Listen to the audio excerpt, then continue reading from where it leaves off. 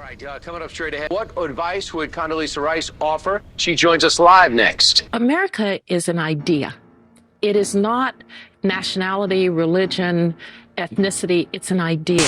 Human rights invented America.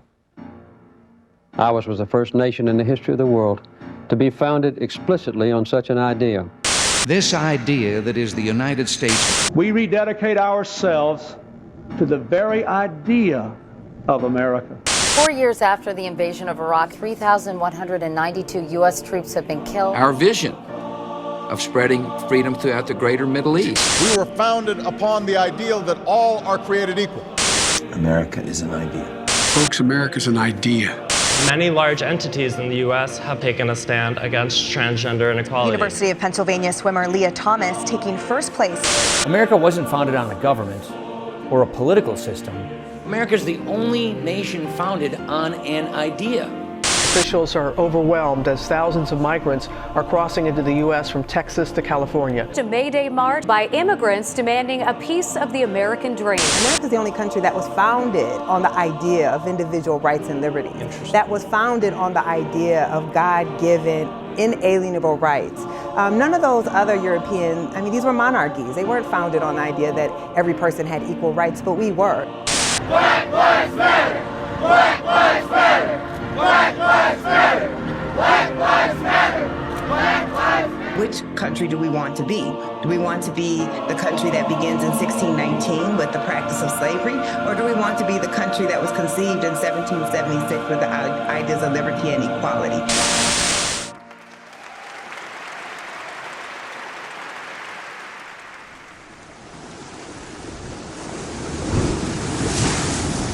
America wasn't founded as an idea. America wasn't founded by slavery or as a city upon a hill. America, the real, tangible America, was founded in Virginia.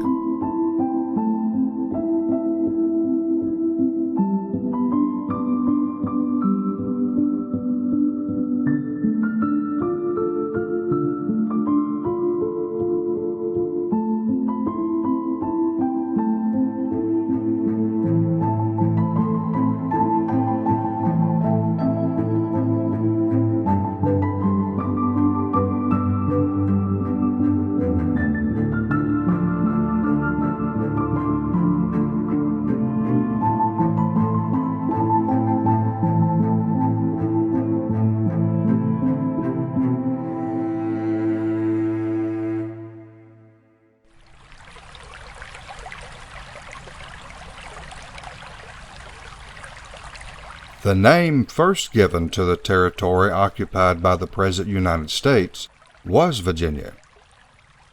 It was bestowed upon the country by Elizabeth, the greatest of English queens.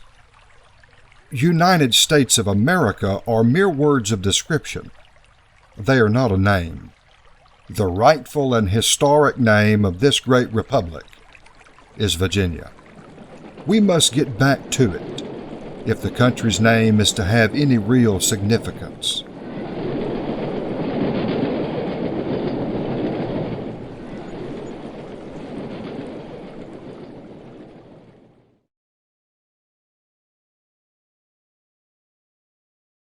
(1607), of course, is the year that the first permanent English colony in North America was founded, Jamestown. And when you consider the English founding of America, you have to look at Virginia first. Land ho! They sailed on ships owned by the Virginia Company of London. This day, the 29th of April, in the year of our Lord, 1607, do we hereby lay claim to the land of Virginia. The American tradition really is the Virginia tradition, or you could say the Virginia tradition is the American tradition. There would have been no independence without Virginia on board as the most populous, powerful colony at the time. Virginia being first in 1607 was more typical of later America and having contributed more to it versus any founding of New England. Much of the territory on the coast was referred to as Virginia kind of indiscriminately. Only later they began calling it New England, and it takes on a different character. People had the idea when they established Virginia that it was not going to be like the Spanish colonies, which were infamous in Europe for widespread mistreatment of Indians. The people who ended up owning the place beginning in 1607, they were essentially shareholders in what amounted to a corporation. It wasn't going to be a religious experiment. Instead, it was mainly an economic mission. The settlers that arrived in Jamestown were from a particular type of culture coming out of England. They've often been called adventurers, but if you look at the list and the roster, they called themselves gentlemen. And of course, when you look at 1620 in Massachusetts, you have an entirely different group of people coming there at that point.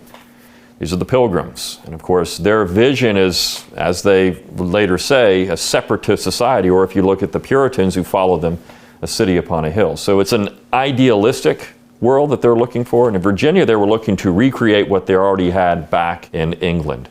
In Jamestown, they're struggling, they're hanging on for dear life. People are dying like crazy in Jamestown. It's remarkable that the settlement ever survived. But they eventually develop up and replicate what they know in their old world culture.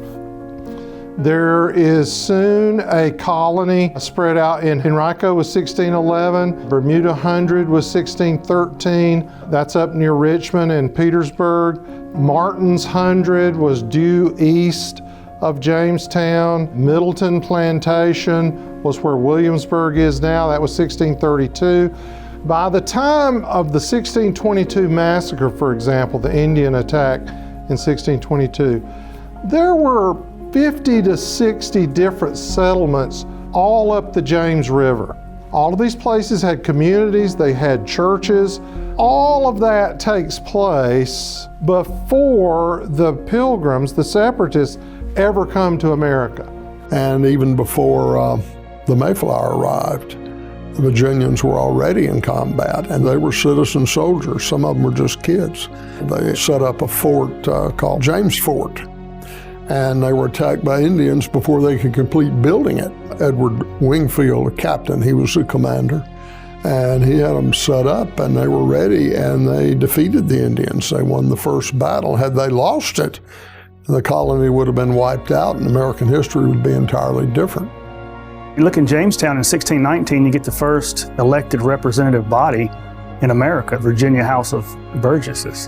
That was the first one. Who are the first elected representatives ever in the Western Hemisphere. The idea that the government is essentially Republican, that all the top officials, the ultimate decision makers are elected. That is a novel development. Before any other English settlement was made on this continent, democracy was born at Jamestown by the establishment of England's free institutions. Jury trial, courts for the administration of justice, popular elections in which all the inhabitants took part, and a representative assembly which met at Jamestown July 30th, 1619. And digested the first laws for the new Commonwealth. The devotion to self-government is what makes the American tradition unique. That is American exceptionalism, the desire to govern ourselves in our own pre-existing communities. So these gentlemen eventually established your first plantation system, which was, of course, setting up a vibrant economy for North American English colonies. If you look at the first Thanksgiving, it was actually held in Virginia in 1619. That group of people really established how we thought of America. And you look at the literature that was being produced for people to come over to the Americas. It was a glorious representation of what America could be. It was this wonderful place to grow crops, to have families, to make money. When you think about American enterprise, ingenuity, and all the things that we think of as America, that really comes out of Virginia more than anywhere else, at least initially. When you look at the very difficult conditions these people lived in, and of course your first major American hero comes out of Jamestown, that's Captain John Smith. There's no Virginia without John Smith. Smith's relationship with the local Indian tribes and very famous, Chief Powhatan is a great story. A lot of it's embellished. But Pocahontas is a very important person in Virginia history Because of things that happened later, she ends up marrying John Rolfe. Rolfe, of course, is the guy who identified tobacco as Virginia's staple crop. And besides that, the union of Rolfe and Pocahontas yields several prominent Randolphs later, including John Randolph Roanoke, is a descendant of the two of them. He said in a speech in Congress, "My family was ruling Virginia before the white man got here." Well, this is true. Powhatan was the ruler. He's the grand sachem of basically the whole state of Virginia. Certainly John Smith really set the standard for how we think about what America would be. You know, if you don't work, you don't eat. Of course, that's an old paraphrasing from the Bible, but he ensured that Jamestown would survive because of his insistence on men working. Now, of course, what working meant, he only required people to work 3 or 4 hours a day, and then the rest of the time was for leisure. And what leisure meant, leisure wasn't just doing nothing, it was pursuing intellectual things like reading, music, these type of things that would also enhance the mind. Leisure is not just sitting on your couch, it's also creating a good intellectual environment and intellectual stimulation for yourself. The Cavaliers, they were highly trained in music. They were expected to know how to play music. They probably brought string instruments or woodwind instruments. There would have been trumpets on the ships to signal each other. So they had brass, they had woodwind, they had strings, and the natives provided all the percussion you could possibly need, plus their own wind instruments. I believe it was Captain John Smith who wrote about how he noticed a similarity between English music, European music, and some of the form structures of the Native American music.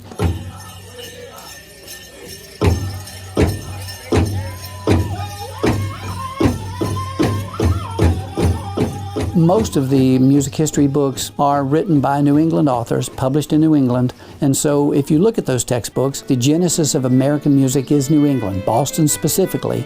Everything happened in Boston, and I cannot deny a lot of wonderful things musically happened in Boston, but Boston came later. Jamestown was first, Jamestown was before, and the trajectories from Boston don't spread out into the country the way that the ones from Jamestown did. And what they were doing in Jamestown was they were blending sounds. The Puritans in New England were not. They were doing what Puritans normally do, which is canceling everyone else and replacing everyone else with their own ideas. What they were doing in Virginia was totally different. It was absorbing and adding their own European twist to what the Native Americans were doing. And that's the exact formula for all Southern music is take what's around you, make a gumbo out of it, see what happens.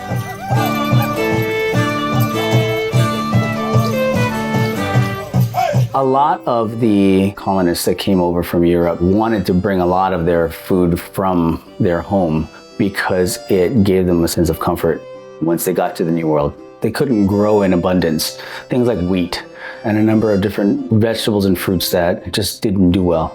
You know, you had crops that just didn't grow here. So they had to substitute like corn for wheat instead of the French onions, carrots, and celery that flavor most things in French cuisine. You have peppers, celery, and onions because carrots didn't grow well. Crops that were utilized from the Native Americans were very plentiful, like corn, especially corn. Corn was everywhere, and there was 1,000 different types of cornbread out there. Most of it is just very simple, like mixing, corn with water and making a cake and cooking it over on a hot rock. But the colonists used other, implements like garden hose. That's what the term the hoe cake came from. Johnny cakes, those are corn-based. Corn and rice, which were actually brought from the New World over to Africa, and then the slaves brought it back over. It traveled twice to come back over, and tomatoes as well, because tomatoes are native to South America. Slaves became the cooks of the plantations and the homes, and there was a fusion, yes, and I think there's a separation between what they were cooking for the plantation owners and what they'd cook for themselves. Simply because there were some cuts of meat that they were allowed to have at the end of the day. And a lot of that became what we know today as like soul food. Even barbecue was, a lot of those tougher cuts were not necessarily desirable for plantation owners. But then it turned into, we have barbecue. And now barbecue in America is well sought after. William Bradford, he writes in Off Plymouth Plantation that the land is a desolate wilderness, and it's very foreboding, and the people have this really negative view of the land. Now, there's a lot of negative things about New England land, especially in the wintertime. I give you that. But Thomas Morton, who comes to Plymouth 2 years later, is from southwest England. He's from Devon, England, which is Cavalier culture area. After what he sees in Plymouth, he writes a book and calls it The English Canaan. What a beautiful place it is, how it's idyllic, a wonderful example of nature. He said, the more I look at it, the more I like it. So you see two very different attitudes about the land. William Bradford, more of a Puritan mindset. Thomas Morton, more of what I would call a Cavalier mindset. It's a wholly different perspective on nature, and it's not entirely about turning everything into industrial products and cutting down all the trees. John Adams once bragged that his family had cut down more trees in Braintree, Massachusetts than any other family. The whole continent was one continued dismal wilderness, the haunt of wolves and bears and more savage men. Now, the forests are removed, the land covered with fields of corn, orchards bending with fruit, and the magnificent habitations of rational and civilized people. So for them, nature in a way is an enemy. For the Southerners, it's something to enjoy, it's something to use, but you don't have to hate it or be hostile towards it. There's hunting, there's fishing. There's also sorts of stuff you can just enjoy. You can take a day off or 2 days off and go fishing if you can get away with it. New Englander would be chastising himself probably for fishing. See, working all the time is kind of a New England thing. The Puritans were more uptight. The Cavaliers were more gallant, more outgoing, less stifled than the Puritans. Look at Massachusetts Bay. Look at the Pilgrims. Look at how they ran their colony. It was a theocracy. You had to be a Puritan. You had to be a member of a Puritan congregation. You had to be a freeman. You had to attain that rank. And if you did not, you didn't have any political rights. And of course, they had a very strict moral code and that kind of thing. You don't see that in Virginia at all. Virginia was much freer than Massachusetts Bay under the Pilgrims. The Puritans had a saying that they prayed for you one day a week and on you the other 6.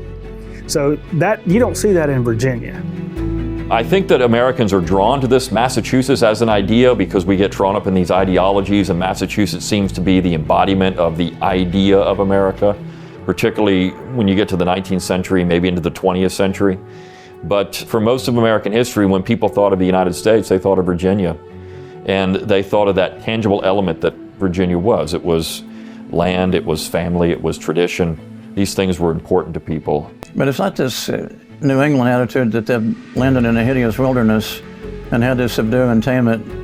And then later on with Emerson and Whitman and these people and Thoreau, they suddenly decide they like nature, but they like nature because they can contemplate and pull it into their heads, and then their minds control nature. So it becomes part of the imperial self of the New Englander. The Virginians were more happy to live with it.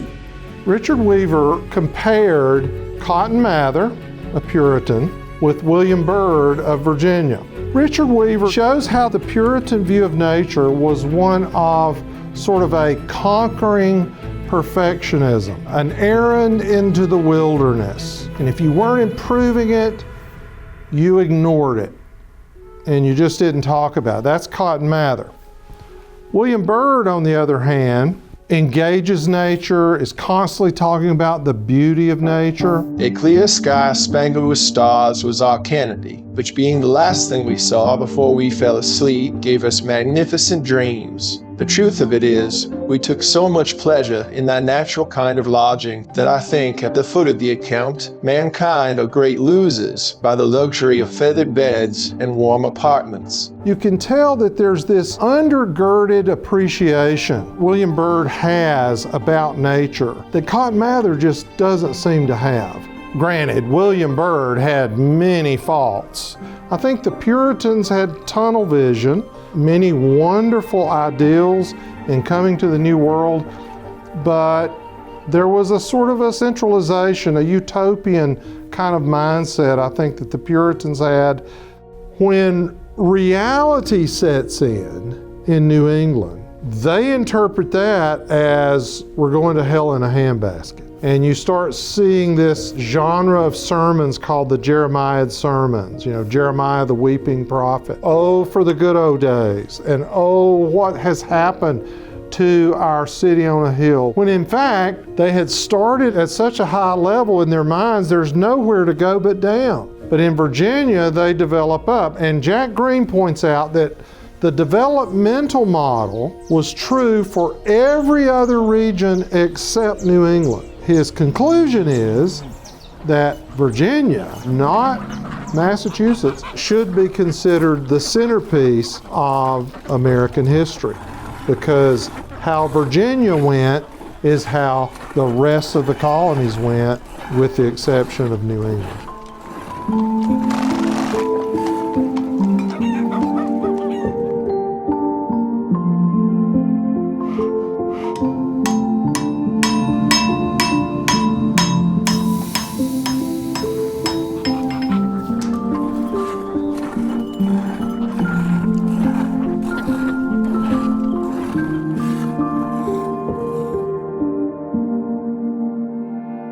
You might have more individual violence in the South. You get mad at your brother-in-law, you have a fight with him. In New England, the violence was all communal. According to David Hackett Fisher, they tended to have a more communal psychology, and it may be that having had the communal psychology under the clerical leaders, they could retain that kind of equality once that clerical leadership had faded. And they had political leadership, so you go from Cotton Mather to Daniel Webster. You know, Massachusetts has a very unique vision of liberty. It's much more communal driven. Virginians are much more interested in the well-being of the individual over the community, though the community was important, but they certainly thought that these individual liberties and these rights should be maintained and that they shouldn't be subordinate to the community. The Declaration of Rights of Virginia, drawn by George Mason in 1776 and imitated by all the other states, placed the principle of religious freedom for the first time upon a truly philosophic basis. The principle enunciated by Mason was enacted into law by Thomas Jefferson, whose Bill for Religious Freedom in 1785 invested conscience with the wings of heaven. Almost everything in America is in fact not innovative. And America mostly finds its origin in two things: British institutional development and Reformed Protestantism. If you read the 1606 Charter, it has a really strong evangelical focus. We greatly commending and graciously accepting of their desires for the furtherance of so noble a work, which may, by the providence of Almighty God, hereafter tend to the glory of His divine majesty and the propagating of Christian religion. Jefferson was very proud of the fact that he was the individual who drafted this statute for religious liberty in Virginia, and that allowed for more freedom of conscience for people than anywhere else in the world at that time. Virginia was leading the way in that, and so Jefferson actually put that on his tombstone, the author of the Virginia Statute for Religious Freedom. He thought that was a defining moment of his life and something that was very important for the legacy of America. A lot of people like to think of Jefferson as being an advocate for secularization. But that same year, Jefferson authored a bill that was passed by the Virginia legislature that punished Sabbath breakers. This is good evidence that Jefferson did not want a complete separation of religion and the state, and that he was a supporter of enforcing Sabbath laws in the civil government. And so there's a lot of mischaracterizations of Jefferson's views, but Jefferson certainly saw no conflict between a disestablished church and a state enforcing religious practices such as the Sabbath. Religion in Virginia starts out as this really strong Anglican establishment society, and dissenters were not that welcome at first. During the mid-18th century, you see dissenters such as Presbyterians, Baptists, later Methodists coming into Virginia. The early settlers of Virginia were enforcing Christian laws, enforcing the Ten Commandments, and actually requiring ministers to serve communion so many times a year. And so There's definitely a northern bias when it comes to American church history. Everyone likes to talk about the Puritans in Massachusetts and Jonathan Edwards and even Princeton Seminary in New Jersey. But the fact of the matter is, the legacy of Christians in the Northeast was heterodoxy and Unitarianism, which came out of Congregationalism there. I think part of the reason that the South stayed orthodox theologically longer is because they didn't have the Puritan mindset towards religion and culture and trying to force their views on everyone. States like Virginia had greater religious toleration, and so they can be contrasted with the Northeast, which was often trying to force Congregationalism and their particular church practices on everyone. And so you had this greater spirit of religious toleration in Virginia. Going back to Massachusetts, Reverend John Norton, he was a Puritan preacher. He said, if I had a bundle of sticks in one hand and a torch in the other, I would burn all the Quakers of the world. Virginia's religion was entirely different from the one in New England. Hierarchy was taken for granted. One prayed for the king in every service. And besides that, in Virginia, the construction of chapels in every county in Tidewater was more or less up to the wealthy people. From an early point in the 17th century, Virginia had its own indigenous elite, people who had a kind of ethic that they were responsible for participating in the government. So you end up with representative figures from the leading families in the economy and the church being in the political system too. And besides that, from a very early point, people in the Virginia elite thought of their colony, thought of their state as having a different character than other states. These people also think of themselves as English. They call their colony the Old Dominion because it's English. The religion reinforced the social and economic hierarchy. It just naturally went with it. People took for granted that, of course, there'd be a king and there'd be lords and there'd be the really wealthy people in your county in Tidewater, Virginia, and that's just the way God made the world. And this is just the way that people in England understood these things and the way that people in Virginia understood these things. This is what New Englanders didn't want, but this is what Virginia was based on. So the idea that there'd be hierarchy, social, political, ultimately racial, sexual hierarchy, nobody had to talk about that. They just took that for granted. That was just life. I'm not saying that New Englanders didn't think God intended any hierarchy, but it wasn't the same kind of meticulously articulated hierarchy that the Virginians had. The South really is neglected as far as church history goes. When people rank theologians in America, they usually are speaking primarily of Jonathan Edwards. They're going to mention George Whitefield and John Wesley, who were preaching in the First Great Awakening.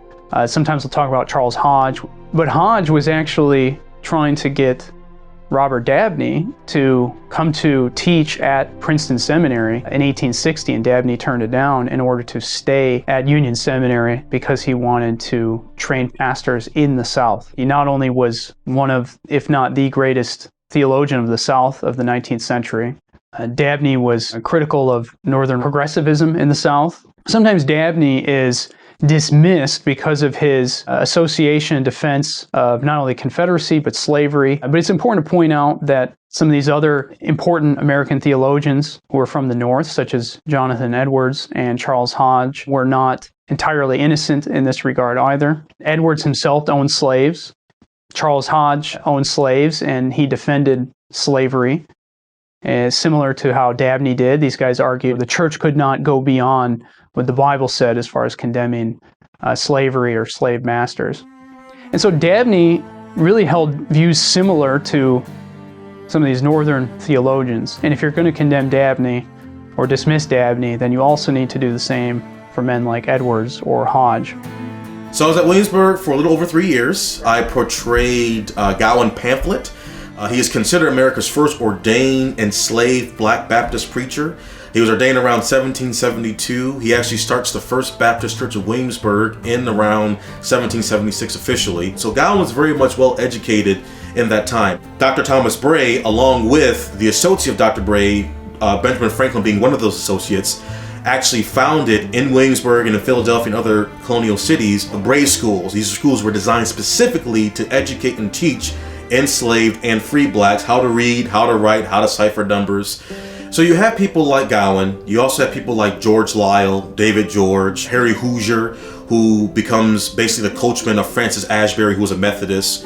When the Great Awakening happens in Virginia, you see these swells of different dissenting congregations, mainly because a large numbers of Africans and African Americans are coming to those meetings. They're not considered churches yet, but they're considered these gatherings because at the time it was considered illegal to call your gathering a church. You had to call it a meeting. So you had Baptist meetings, Presbyterian meetings, Methodist meetings. But at these meetings, the early African American church in the 18th century was very much Calvinistic in their orthodoxy when it comes to biblical theology. They're hearing George Whitefield, they're hearing Jonathan Edwards, they're hearing Samuel Davies. Samuel Davies was a missionary to the settlers of Virginia. He did preach also to slaves. He's also been called the father of Southern Presbyterianism. He's the first dissenter to receive a preaching license in Virginia. And you had to petition for a license to preach to a dissenting congregation. To get that license, you had to do two things. You had to, one, agree with at least 32 of the 39 articles found in the Anglicans' Book of Common Prayer, and you also had to take the oath of supremacy. Davies was able to use a law that was being practiced in England, the Statute of Religious Toleration of 1689, and say, hey, we're English subjects. This law should apply in Virginia. So he was successful. By 1755, I think it's estimated that approximately 1,000 African Americans had come to Christ and were church members because of the ministry of Samuel Davies. He himself baptized around 100.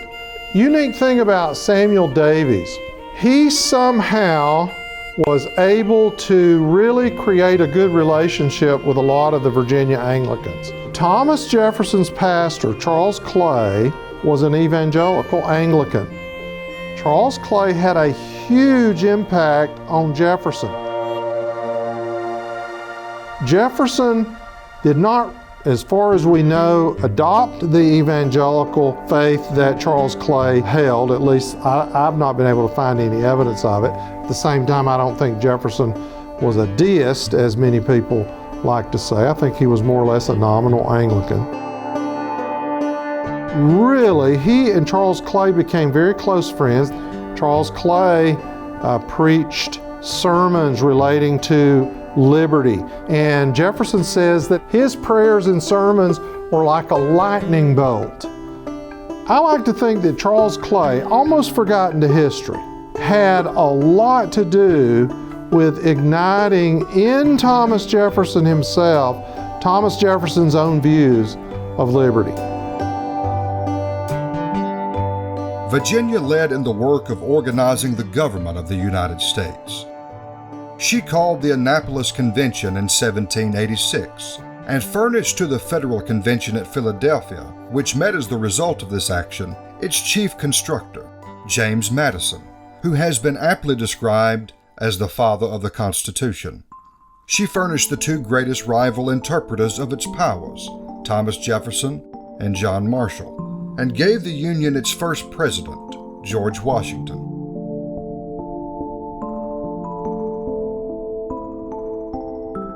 Well, what we have to go back and understand with the Glorious Revolution in 1688, parliamentary sovereignty meant that Parliament could make or unmake any law as it saw fit. So when the Americans start to complain about the imperial restructuring after the French and Indian War, how do you limit, how do you control Parliament? Well, you come up with a new theory, and that's what Mr. Jefferson did, that the colonists emigrated to America without the aid of Parliament, and therefore the king was the only glue that held the empire together. Parliament being just one of many equal legislatures in the realm.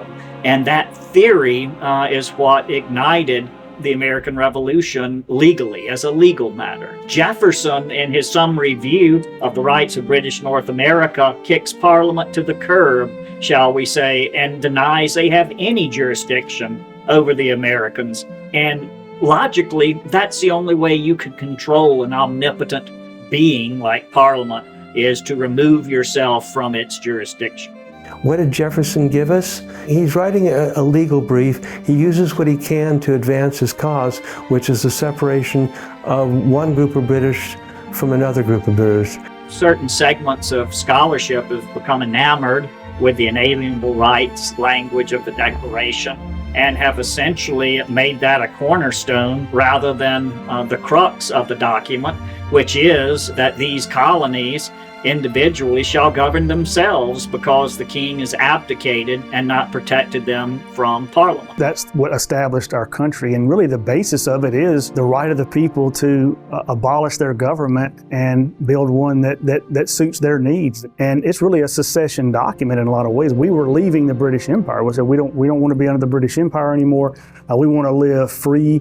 We want to live on our own. We want to govern ourselves, self-government, and that's really the essence of it. And people look at it all wrong, and they concentrate on other areas. All men are created equal. That term equality is often used in a distorted way by Americans today. Jefferson meant equality under the law and as English subjects. No one was above the law in England, not even the king. This was made clear by the Magna Carta in 1215, and of course the English Bill of Rights. So that historical anchor is important for understanding that line. And unfortunately, it's been distorted over time to include all kinds of things that Jefferson never would have really considered. The Declaration is a seminal document in American history in the last paragraph. That's the most important part of it. That foundation, of course, of self-government, which goes back to this idea of equality under the law, and then federalism with these independent states. The Declaration was an argument, a legal brief that was meant for a limited duration and a limited purpose. Lincoln and others, and began mostly in the beginning of the 19th century, breathed into an entirely new philosophy that in fact was not part of the 1776 world. It gave us that vision, which for my mind is in fact one of the greatest pathologies, equality. Everything you dislike about the contemporary world emanates from this insane, absurd notion. There's nothing equal about human beings. If human beings are equal, why are the outcomes so unequal? You need a story, you need explanations if we're naturally equal. Well, the problem starts with we're not naturally equal in any way that in fact has to do with social, political, gendered relation, whatever you imagine. As time went on in the 1780s, did most people realize that perhaps we needed to augment the Confederacy's power or switch to a different model? Sure. But even with the new model, the Constitution of 1787, the promise of Federalists throughout the Union was this would be few and defined powers given to the national government, the states retaining numerous and indefinite powers, in Madison's words, and that was not controversial. That's how it was sold to the people in their ratification conventions up and down the East Coast. Virginia, through her explorers, generals, and presidents, made the Union a continental power. It was Patrick Henry and George Rogers Clark who effected the conquest of the Northwest Territory, which eventually added 5 great states to the Union. Meriwether Lewis and William Clark made the first thorough exploration of the West, and Louisiana, Florida, and Texas were added to the Union by Virginia presidents Jefferson, Monroe, and Tyler. Nor can it be forgotten that all the far West was the result of the annexation of Texas by Tyler, indirectly leading to the Mexican War, whose success was assured by 2 Virginia generals, Zachary Taylor and Winfield Scott. You know, when you think about Virginia too, one of the most important sons of Virginia is the man that's often called the Son of Thunder, Patrick Henry, who was a very interesting character. As a young boy, Patrick Henry said that he learned a lot of his rhetorical skills from listening to Samuel Davies preach there at the old Pole Green Church in Hanover, Virginia. Henry, of course, opposed the Constitution, but there would be no American victory in the American War for Independence without Patrick Henry. Patrick Henry gives one of the most famous speeches in American history leading up to the war. It's the Illusion of Hope speech, or the Give Me Liberty or Give Me Death speech, where he talks about tradition being important. You know, he said his only way to govern the future is looking at the past. He has a lamp of experience to guide him. This kind of continuity with what we saw in England, these ancient constitutions. He talked about that a lot, leading up to the 18th century and what those meant for American colonists. And then, of course, Henry was very concerned after the war about the future of government in the United States if we're going to centralize power far too much. And so he opposed the Constitution. Virginia was one of the states that was holding out from ratifying the Constitution. New York was another. Massachusetts was one. The opposition was over a Bill of Rights, and that was one of the things that Virginia wanted, was a Bill of Rights. Jefferson had written that he thought it was better for Virginia not to ratify in the first 9 and then make it a condition that we're going to come in, but you have to have a Bill of Rights. Virginia was not the 9th state to ratify, it was the 10th. New York was the 9th, it beat them. But there was some discussion about Virginia not ratifying the document to force either another convention or to have some kind of discussion about a Bill of Rights. The Constitution is a hybrid, it was a compromise. It actually is a federal document. But the people we celebrate, Hamilton and Madison, they were not Federalists. They're Nationalists. They find federalism to be something they wish they could undermine. The people who we call anti-federalists were Federalists. The people we call Federalists were Nationalists. These are two political visions. They more or less would morph into democratic and liberal, but the 18th century terms were court versus country. The people who fought the revolution and sought it were actually being driven by what's called country school thought, which is democratic, localist, which made virtue one of the central aspirations of a political life. The court people are actually liberals. They do not believe in virtue. They believe in freeing markets. They believe in centralized government. They believe in national government. The Anglo-American world was divided between these two visions, court versus country. And the people who brought us the revolution were mostly guided by this country school thought. And the people who brought us the Constitution are mostly court thinkers. I think underneath the surface there is that basic difference. Hamilton's view of the Constitution, for example, was to see how much power you could gain from it and use it. Jefferson's view of the Constitution was this Constitution limits itself and it limits government.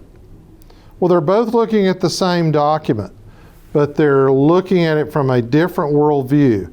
Thomas Jefferson's ideas of not just decentralization, but the value of the country. Jefferson had a real distrust for the city.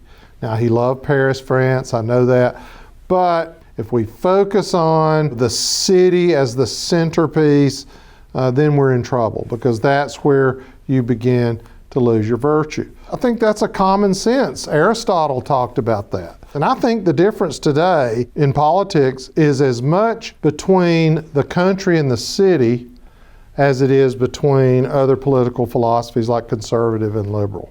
And just look at an election map and look at how people vote in the cities compared to in the country. Virginia is the largest in population of the 13 original colonies. Yet it does not have a massive city like most other colonies, especially on the eastern seaboard, do. There is no Boston. There is no Philadelphia. There is no Atlanta in Virginia. Why is that? Well, I think it had a lot to do with land policy and large plantations and the use of the land for agricultural production. But I think also there's a sense of the reflection of Jefferson in Virginia. In 1800, you could not purchase any land out west less than 320 acres. When Jefferson becomes president and you have the Louisiana Purchase of 1803, that law changes with Jefferson's support in 1804. The minimum amount went from 320 to 160. I think that speaks to Jefferson's view of decentralization, going against the Federalists who were for big land deals and They saw small farmers as a threat to their own centralizing efforts. You know, you talk about principles of decentralization, self-determination, the Virginia and Kentucky resolutions being two of the most important documents in American political history. They very nicely illustrate the compact fact of the Constitution. We have a compact between states, and it has limited powers defined by the document itself. And if you go beyond those, then the recourse would be nullification. Well, in 1798, under President Adams, we get this situation where we're in this quasi-war with France, and they pass the Sedition Act. And it was to crack down on speech. You could not criticize the government or any government official. Benjamin Franklin's grandson was arrested and put in jail. People were fined simply for publicly criticizing the president. And of course, Jefferson and Madison, secretly they wrote the Virginia and Kentucky resolutions, and it was a call for nullification and a state interposition, which Calhoun later enunciated, which is the states have a right to interpose to protect their citizens against a tyrannical federal government, in this case the Sedition Act. The states have an obligation, and if these laws are passed that violate the Constitution, it's the states, because the states created the Constitution. So the states have to be the one to interpret it, and the states have to be the one to say, no, you violated with this Sedition Act, and we're not going to enforce the Sedition Act in Kentucky or Virginia. Somewhere after losing the White House to Jefferson, the Federalists determined that they would take over American culture. Even after their embarrassment of thinking about seceding during the War of 1812, they got over that and became staunch friends of the Union. They began writing American history, and in their history, they provided all the real ideas in the Revolution, and a few Virginians helped out.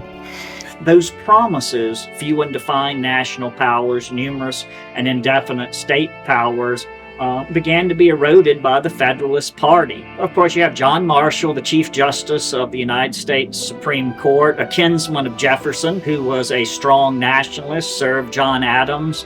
Now, the opposition to this is the Jeffersonian faction in Virginia, John Taylor of Caroline, John Randolph of Roanoke, Thomas Ritchie at the Richmond Enquirer, Spencer Rowan, a great state court judge that challenged Marshall in the press.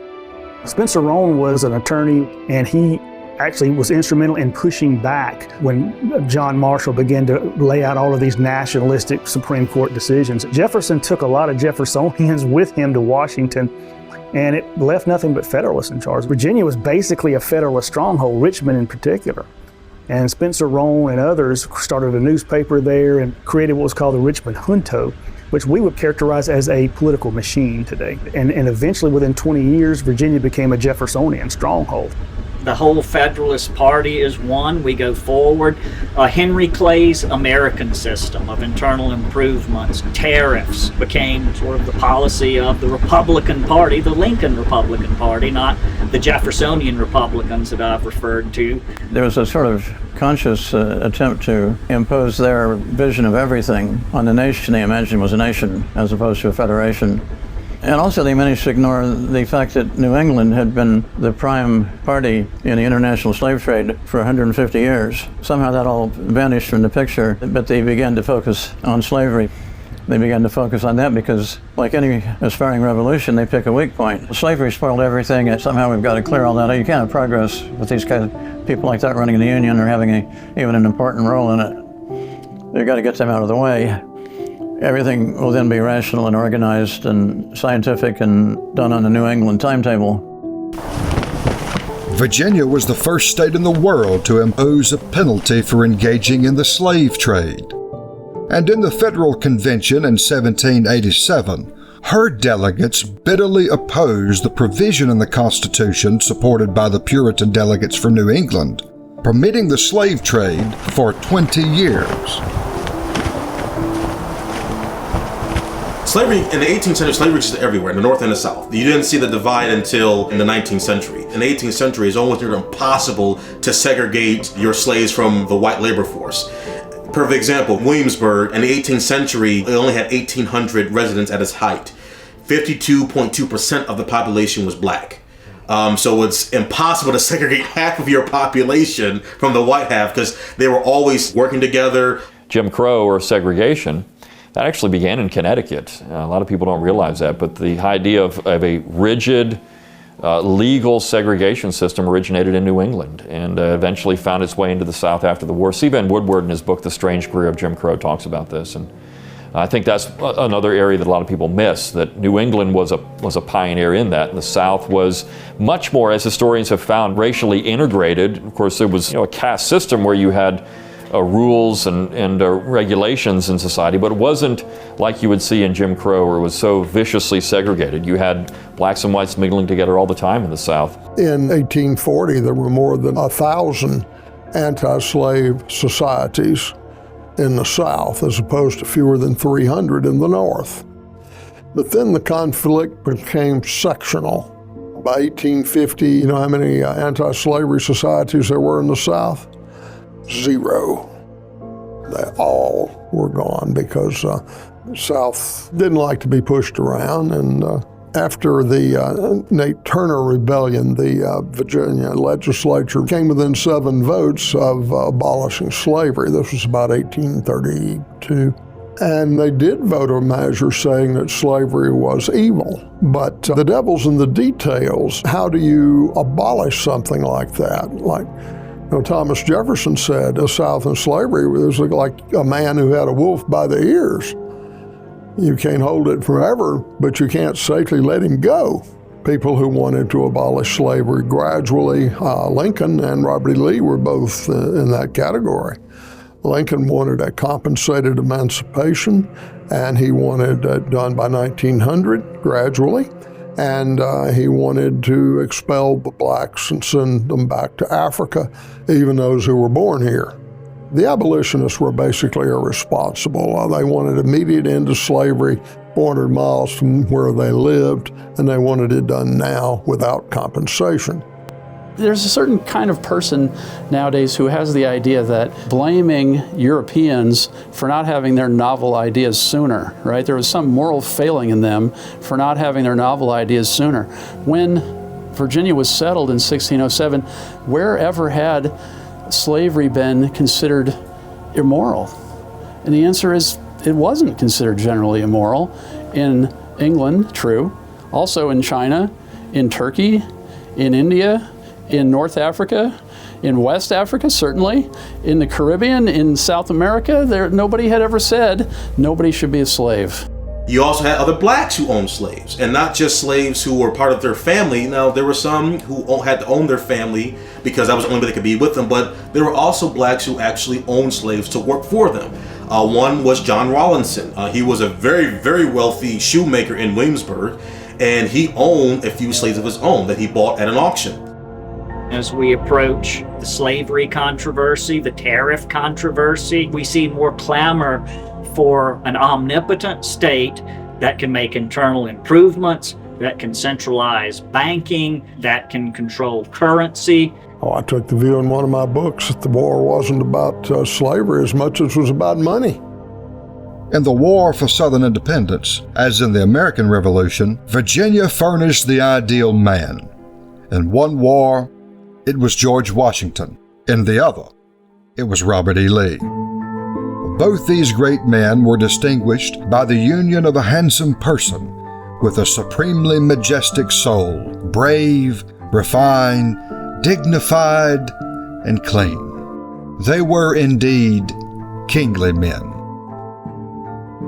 Washington bent the twig, so to speak, from which America sprang. He was called the father of our country for a good reason. He established the principle of civilian supremacy over the military. Washington set many precedents for our country. 2-term limit for the president, limited power for the federal government. He was a very good man.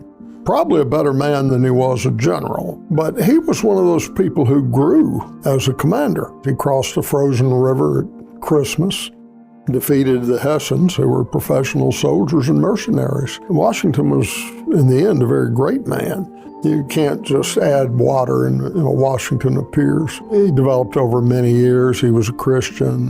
He was definitely a member of the planter aristocracy. I think right after the Revolution, he could have been king.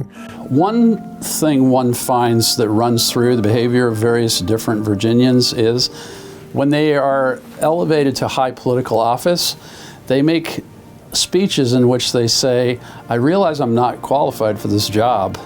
I hope you'll help me as I err in it. This is what George Washington said in his first inaugural address. This is what Edmund Pendleton said when he was accepting the position of president of the Virginia Ratification Convention. The people had the idea that taking a high office was a burden. And of course, Washington didn't even accept a salary as commander-in-chief, right? This was such a Virginian thing to do. I'll serve and I'll pay for it myself. He was commander-in-chief for nearly 8 years and never took a nickel. And why would you do that? Well, because you thought God had made you this wealthy person. People wanted you to serve. Who else would do it? There was the opposite of our contemporary system. We've come to have a system in which if you think you should be president, you have to tell people why you're the greatest. In contemporary politics, you're not going to get people like Jefferson and Madison and Washington and these guys to be president. You're going to end up with Joe Biden, right, who's been seeking this office. In fact, I remember when he ran for president in 1987, one of the nuns who had taught him in grade school said he told her when he was 8 years old he was going to be president. So he had this idea his whole life. And this is such an un-Virginian thing to do. So Washington was a logical choice, but he never said, I'm a logical choice. Meanwhile, John Hancock is showing up to congressional meetings wearing a military uniform. During the French and Indian War, Washington tried to talk British General Braddock into using frontier tactics against the French and Indians. Braddock had contempt for the militia. And of course, the Battle of Monongahela, Braddock's army was destroyed, and Washington commanded the rear guard and saved the remnant. They tried to kill Washington a number of times. They killed or seriously wounded every British officer who was mounted. And of course, they shot 5 horses under General Braddock. Whatever you say about Braddock, he was brave. He was eventually shot through the lung, and they took him to the rear, and Washington was the only one who was unhurt. The bullets punctured his clothing, but they didn't hit him. And 15 years after the battle, he met one of the chiefs, and the chief told Washington, except for you, our rifles knew not how to miss. And they shot at him a number of times and couldn't hit him. Finally, he told his braves, don't bother shooting at the tall young warrior. It's a waste of ammunition. He knew then he would never die in battle, and he would one day be the leader of a great nation. He's protected by a greater power than us. And I think he probably was. Somebody wrote a book once called The Bulletproof George Washington that dealt with that. But it wasn't only there. In the Battle of Germantown, which was one of Washington's earlier battles in which he was defeated badly, a British soldier got through the American lines just as Washington was riding by. And they were only a few feet apart. And the British soldier aimed at Washington and pulled the trigger, and it went click. And Washington spurred his horse and took out. Most of the presidents are coming from Virginia. When you think of the founders and the framers, you think of Washington, Jefferson, Madison. All of these men are Virginians. It's not surprising that when they came to have a federal government, largely through the efforts of people from Virginia, they ended up choosing Virginians to be their leaders, not only presidents and Chief Justice Marshall, but the one time in the first 9 elections when a Virginian didn't win the presidency, one was elected vice president, and then a bunch of people who were committee leaders in the Congress were from Virginia, the majority leaders were from Virginia. It's just the whole thing was run by people from Virginia. When Thomas Jefferson took the oath of office, he took it from his cousin, John Marshall, and the majority leader was his other cousin, John Randolph of Roanoke, in the House. And then he appointed his best friend from the neighboring county in Virginia to be Secretary of State. And the first time he got to appoint somebody to the Supreme Court, he chose Virginia Judge John Blair. Nobody really noticed. Of course, this would be the way things worked. One of the Confederate generals said, Lee the general was great, but Lee the man was greater. And his own father, White Horse Harry Lee, said that Robert was always good. I think he exceeded Washington. Robert E. Lee was a greater man. It's interesting when you think of famous American Christians, some of the Southern men such as Washington and Robert E. Lee and Stonewall Jackson to this day stand out as Christian gentlemen. They were not only men of high achievement in the military and government, but they carried their Christian beliefs into their everyday lives and their interactions with others. And so they were known and are still known to this day as examples of Christian piety that stands out even amongst other regions. If you think of the Northeast, we don't have some of those famous military leaders that were known to be Christians. Lee was respected by everyone, even his enemies, for the way he conducted himself. They knew he was a morally upright man. He fought many battles, and he never outnumbered his enemy, but he won most of them. Winfield Scott was the general-in-chief of the Army for 20 years, longer than anyone else. And his campaign in Mexico was arguably the most brilliant campaign in American military history. He cut loose from a supply line and advanced on Mexico City with 9,000 men. Santa Anna opposed him with 32,000 men. Scott tore him limb from limb and captured the Mexican capital. And if he had suffered one reverse, he probably could not have gotten out of Mexico. Later, during the Civil War, Abraham Lincoln asked Scott, "How is it that you took the city of Mexico with 5,000 men, but you cannot take Richmond with 100,000 men?" And Scott replied, "The same men who took us into the city of Mexico are the same men who are keeping us out of Richmond." The North had 22.5 million people to draw from. That was our population. The South had 9 million, but 3.5 million of those were slaves. Their loyalty to the Confederacy was obviously dubious. The South had 5.5 million whites, plus Lincoln hired mercenaries by the bushel load. They hired 489,920 mercenaries from 15 different countries. So the miracle is not that the South was defeated. The miracle was that it held out for 4 years and came as close as it did.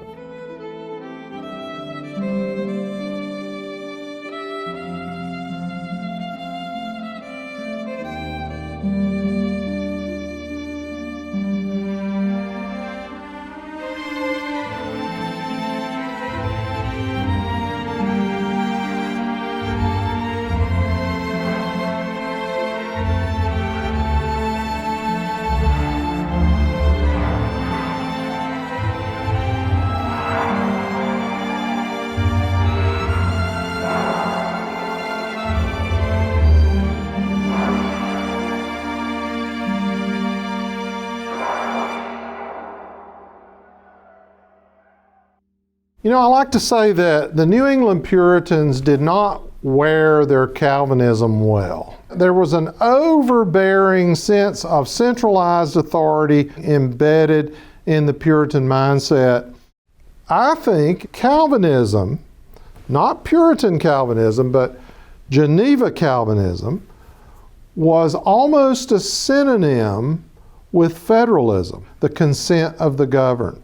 I think you could go to Calvin and Geneva and Reformed teaching and even trace sort of the basis of this idea of resistance, the right of revolution. You look at ancient Israel, the biblical model was a federation of tribes. Yes, the people clamored for a king, but what did the Lord say to Samuel? They have rejected me in wanting a king. They were not happy in this loose federal arrangement with the ultimate sovereign of the universe as their king, and they got what they deserved, Saul. The President of the United States!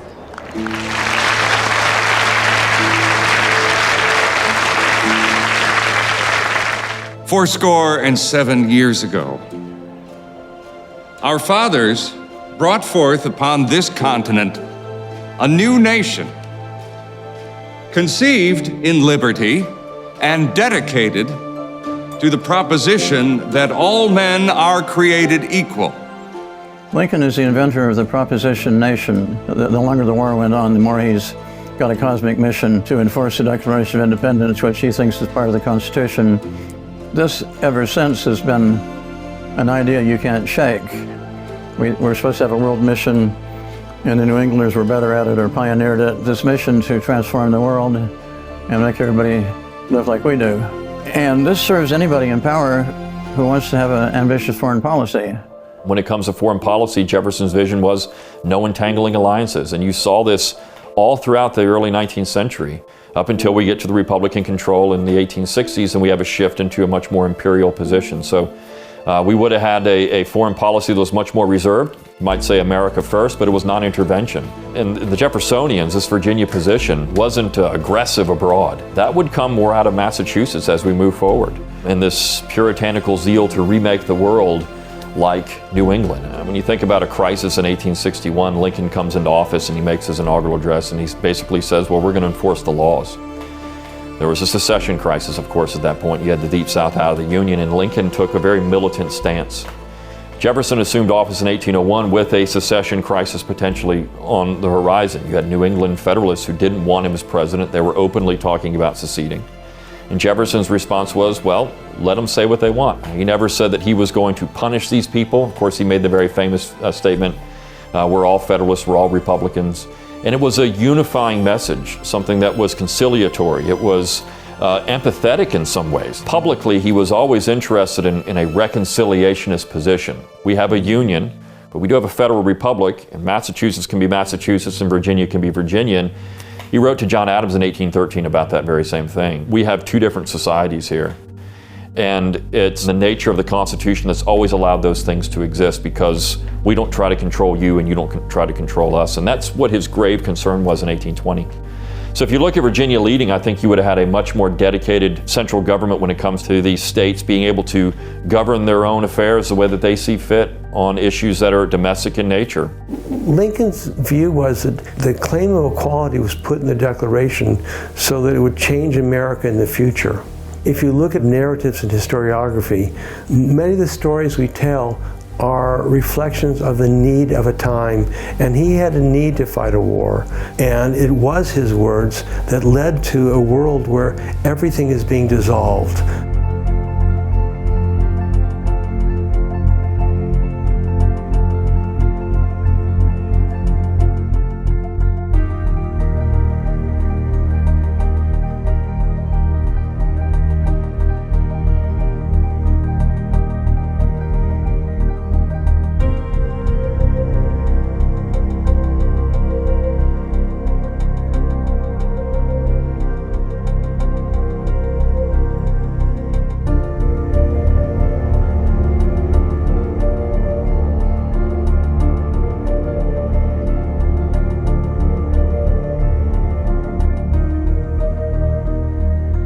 Political philosopher Michael Zuckert writes this of you. Harry Jaffa holds, quote, that Lincoln corrected the work of the founders. Indeed, Jaffa presents Lincoln as the statesman, poet, philosopher who put the nation on a sounder footing than the founders themselves had left it, close quote. How do you plead? Guilty. Guilty. Jaffa is a polemicist who, the more he became an avatar and a sort of a guru, became ever more infatuated with himself and his own thinking.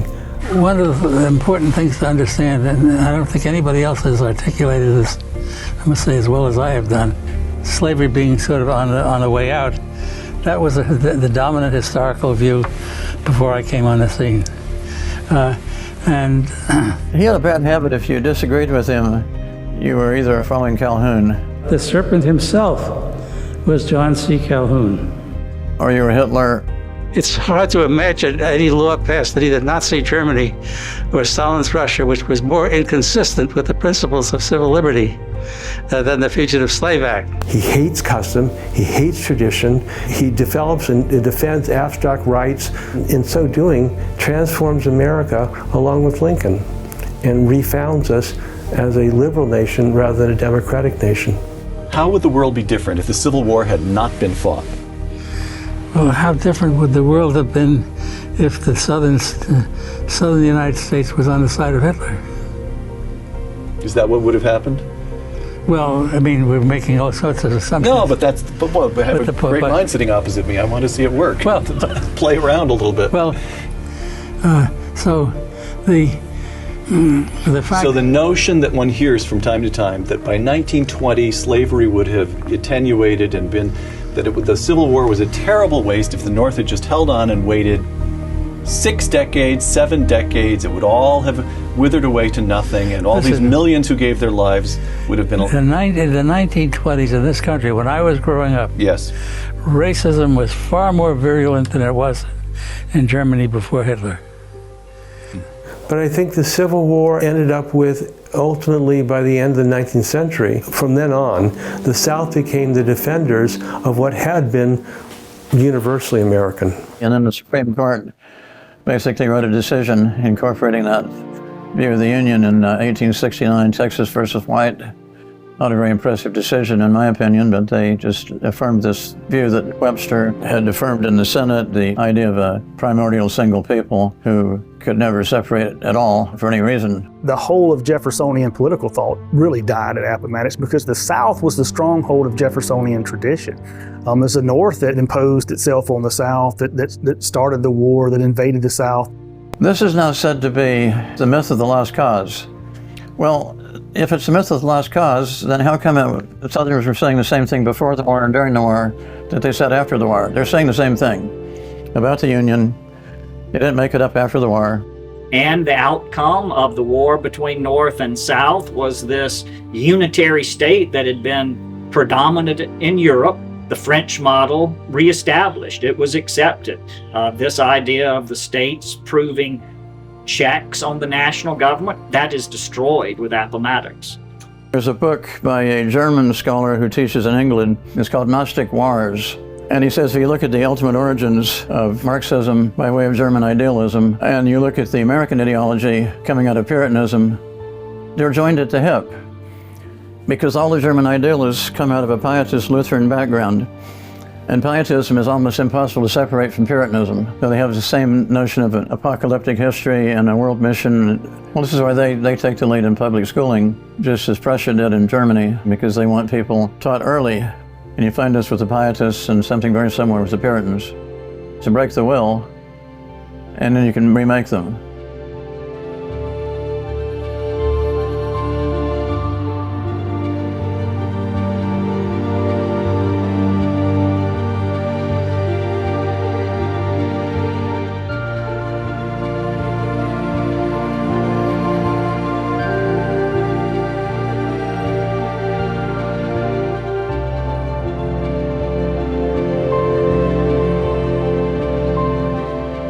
Lyon Tyler was a polemicist in the business of defending the South.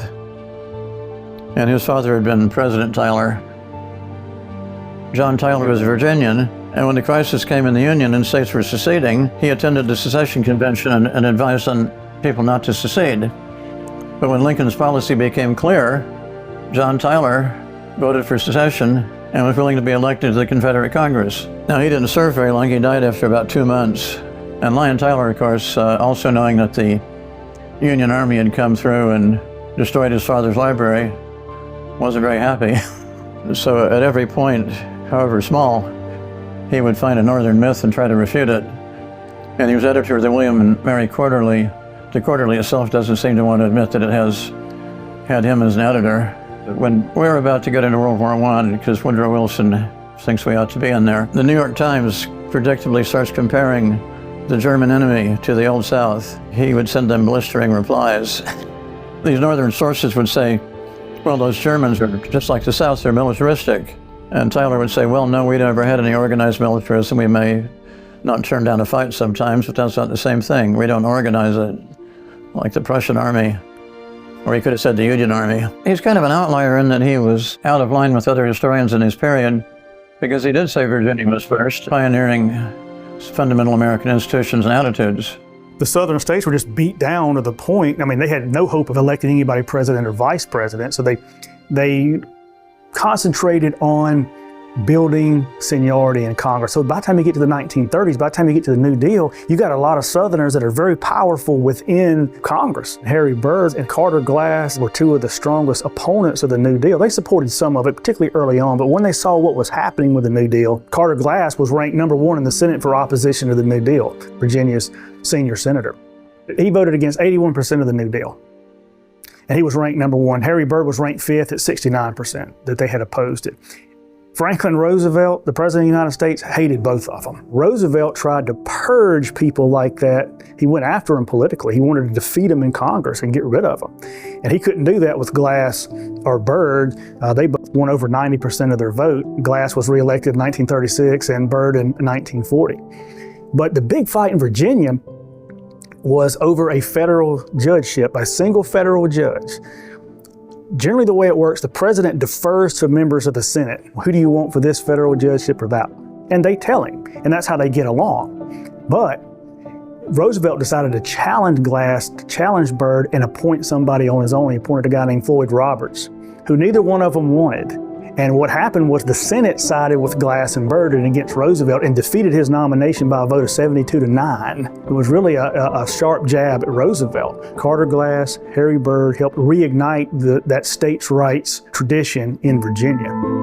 George S. Patton's family was from Virginia. His grandfather was a brigadier general in the Virginia militia and a colonel, regimental commander under Stonewall Jackson. Patton followed the Virginia military tradition. He went to VMI, and even when he was a child, his father was a great admirer of the Confederacy. In fact, he was a playmate of Jefferson Davis's son. He used to go to the Confederate White House for play days. George S. Patton, the general, was steeped in the Virginia military tradition, as was George C. Marshall, the first five-star general in American history. He was a genius of the highest order.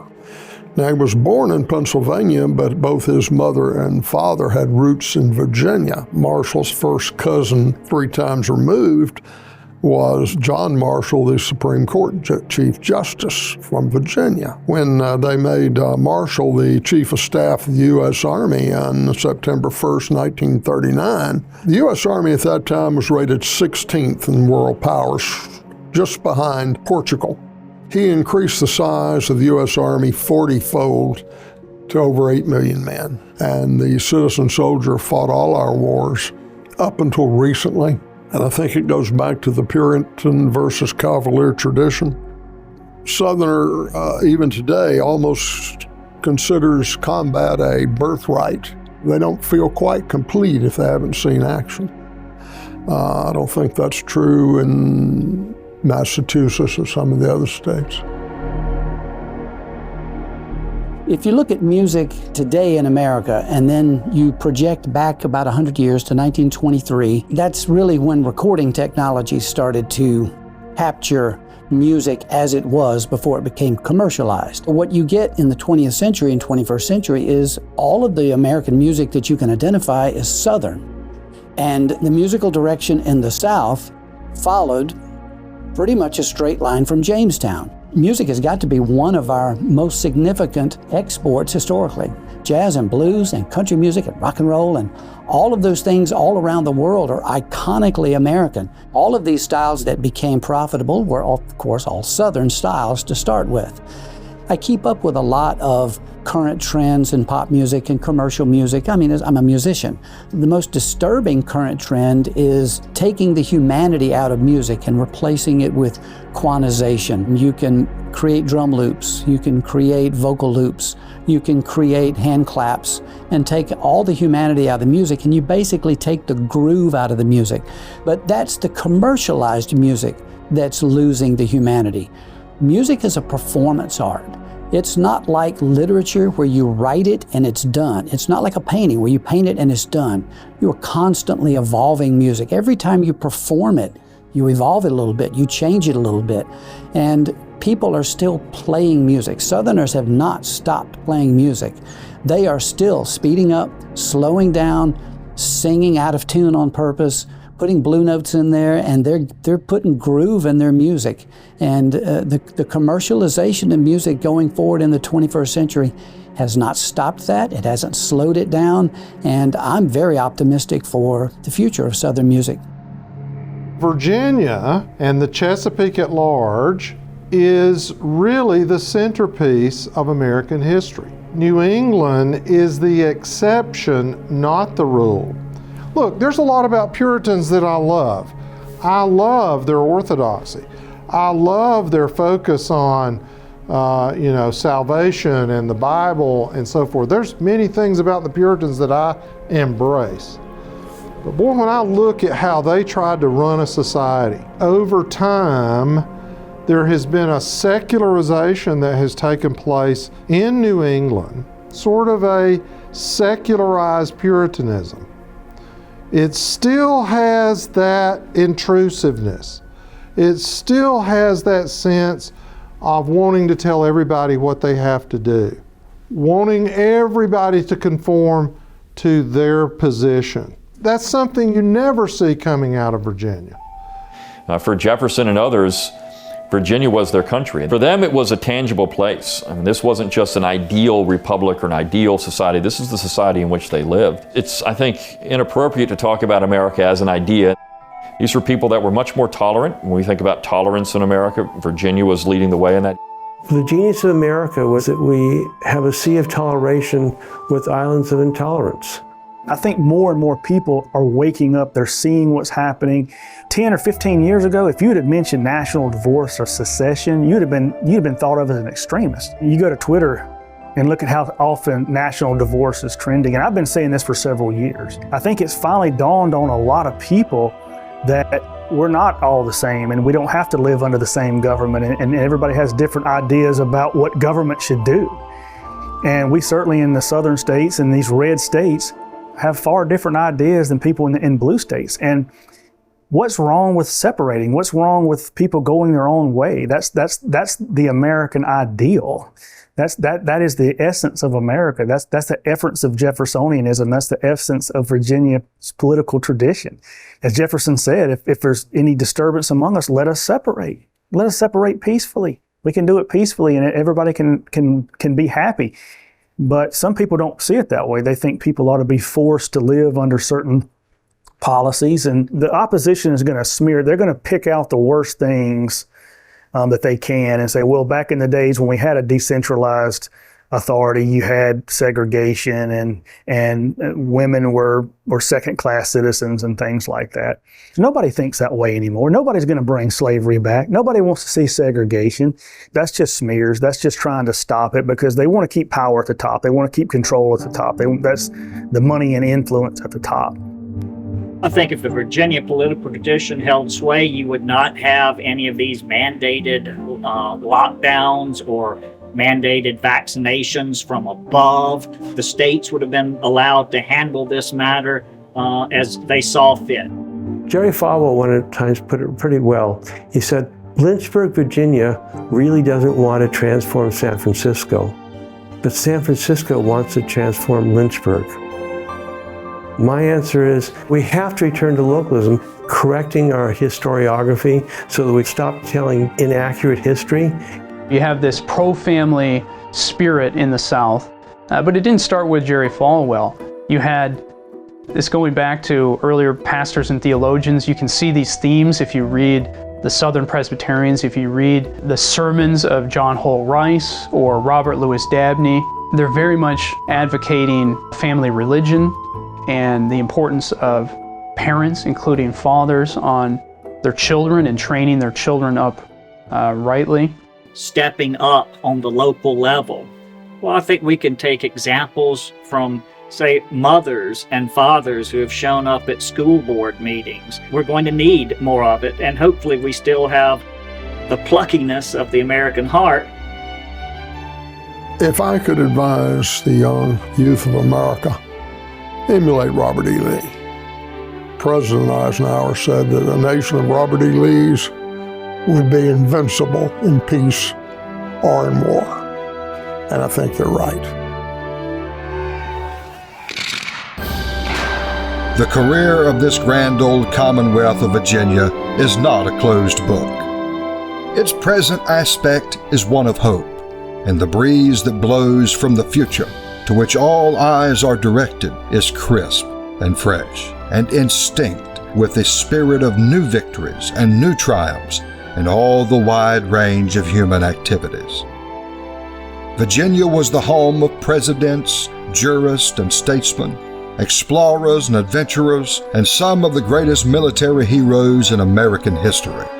Her sons established the first permanent English foothold in America, blazed trails to the west, mapped the seas, drafted the founding documents, crafted our debates over the powers of the Supreme Court and the general government, provided the foundation for the Bill of Rights, established representative government, dominated the origins of American music, free religion, and the writing of history, and birthed the first American heroes. America as we know it would not exist without the Old Dominion. Virginia should be the American sun, the lamp of experience in a world of destructive political and historical innovation. If we are to save anything of the American tradition, it must look to Virginia and 1607.